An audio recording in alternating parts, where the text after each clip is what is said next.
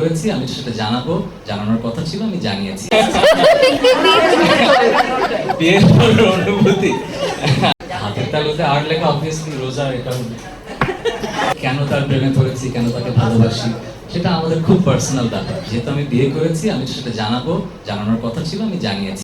যখন এখানে মানুষ দেখে মনে হবে যে আমি বিগ সেলিব্রিটি, তা আমার জীবনটা খুব সাধারণ। কিন্তু আমি কিন্তু সুপার শপে ঘুরি, আমি কিন্তু মাঝে মধ্যে মাস্ক পরে রিক্সায় উঠি, না রিক্সায় ভুল বললাম, মানে হাঁটাহাঁটি করি, কিন্তু মানে আমি খুব সাধারণ একটা মানুষ, ঠিক আছে? তো আপনার এই প্রশ্নটা কাকে করছেন? সো ভাইয়ের জন্য আসলে এটা তো চমক না, এটা জীবনের একটা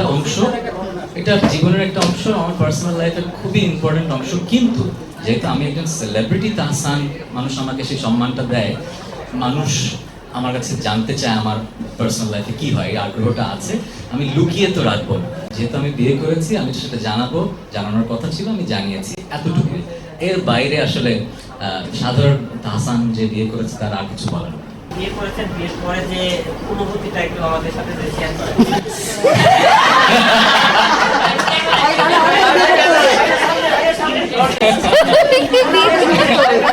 বিয়ের পর অনুভূতি, আচ্ছা, অনেকভাবেই বলা যায়। হয় কি, হিউমার আছে না, রসবোধ।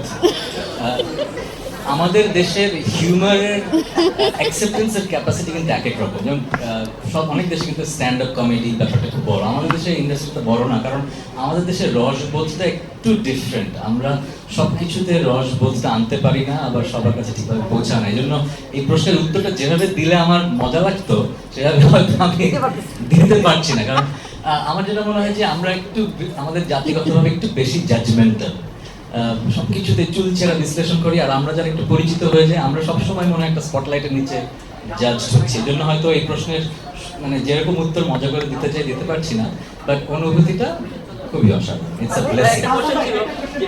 আপনার বিয়ের পর আসলে বিভিন্ন ধরনের মানে প্রশ্ন সামনে আসছে, এই বিষয়টা আপনি কি বলবেন?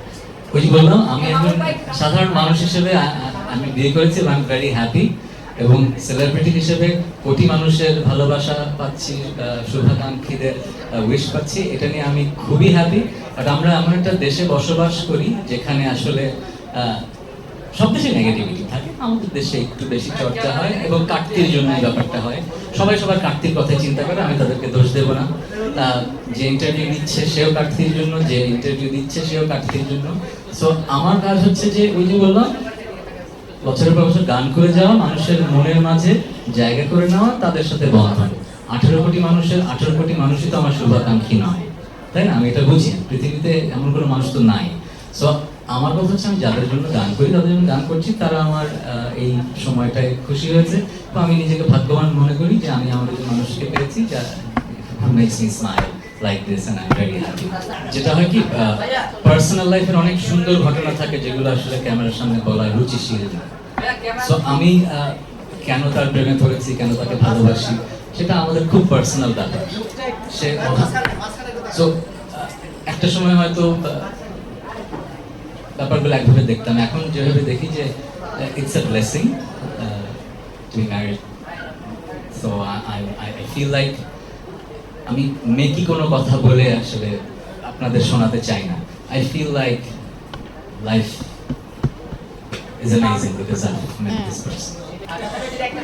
হাতের তালুতে আর লেখা অবভিয়াসলি রোজা, এটা